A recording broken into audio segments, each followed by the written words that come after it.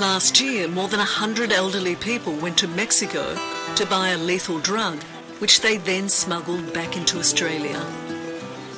If I had been caught and put into prison, I felt I still was justified in doing what I had done, getting the name time, because I think it's my right.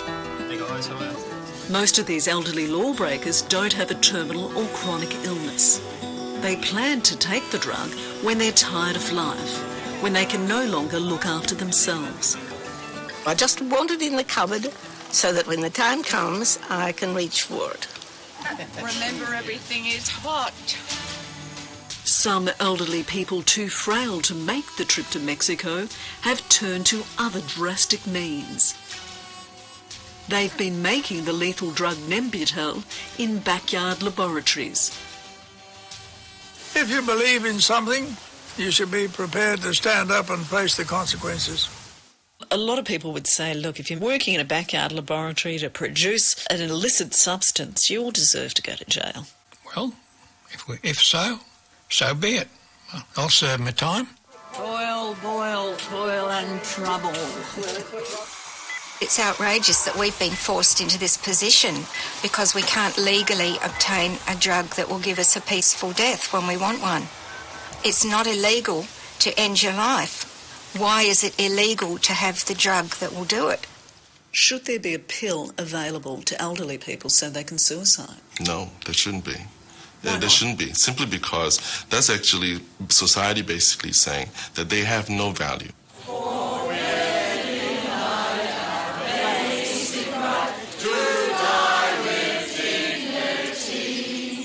Tonight, Four Corners talks to a vocal minority of elderly who plan to suicide when faced with going into nursing homes.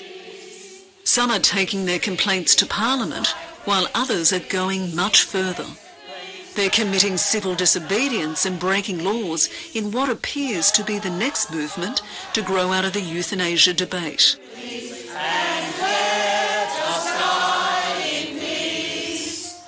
Four Corners investigates the extreme measures these senior citizens are taking.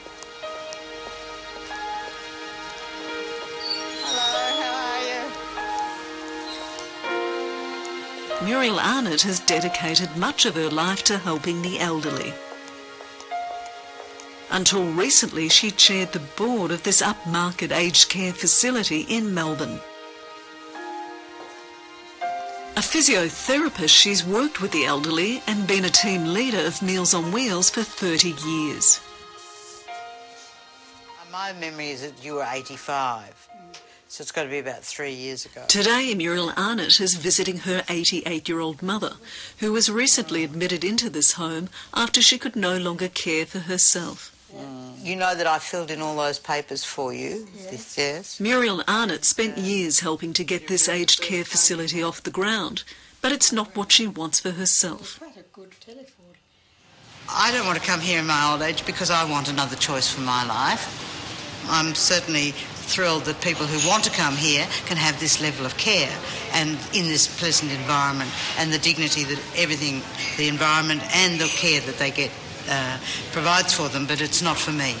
You're so docile compared to what you used to be. The Melbourne widow is one of a number of ageing Australians planning to suicide when they can no longer look after themselves. I accept the journey of life and I accept that that journey has an end. I don't accept the fact that that journey is extended unnaturally. And I hope that my family will have the respect for me and also understand that I want to have a finalisation of my life at a point at which I still have dignity. Hi, Mum. Hello. We're here. Hello. Hello, darling. How are you?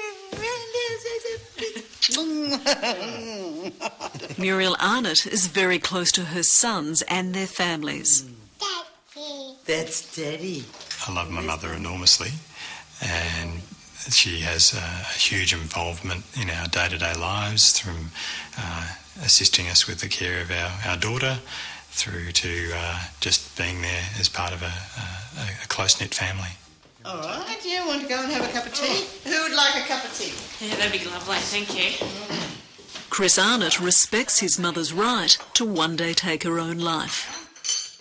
I think she's seen the consequences of not having that choice, particularly through her professional career, and she would like to have that choice to end her life at a time of her choosing. We make a cup of tea? We pour a little bit of milk?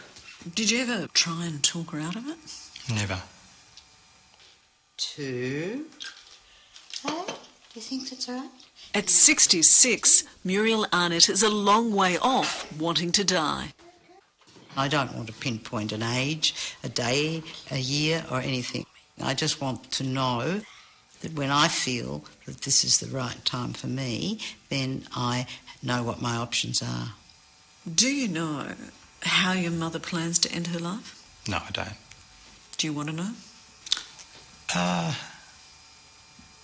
I'm sure that as the time gets closer, it may well be a topic of discussion. Would you like to be there? If possible. It's not a crime in Australia to suicide, but it is a crime to assist someone else. For that reason, many families are cautious about being present at the suicide for fear of being implicated in the death. Muriel Arnott is well aware of the dangers. I have to make the choice because society, the laws do not allow anybody to assist me at that point. So I have to be physically and mentally capable. Any drug that you take to end life, taken by mouth, the general recommendation is that an anti-vomiting drug be taken. Muriel Arnott will be prepared when the time comes, although she's reluctant to talk about what method she intends to employ. Giving people a reliable and peaceful death. So that she's organised, she, along with thousands of other ageing Australians, have been going to end-of-life workshops run by controversial euthanasia advocate Philip Nitschke. Those attending all have one thing in common. If you would be a person who would be even thinking along the lines of taking your own life when you can no longer look after yourself or when you're forced to go into a nursing home. Anyone here of that position? It's pretty clear it's overwhelming.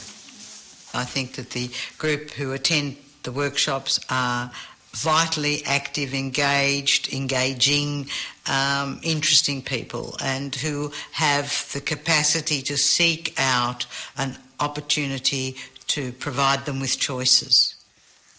We actually put all of the information that was in the workshop series last year into this book, and the book was published. It's not a movement the Right to Life Association likes.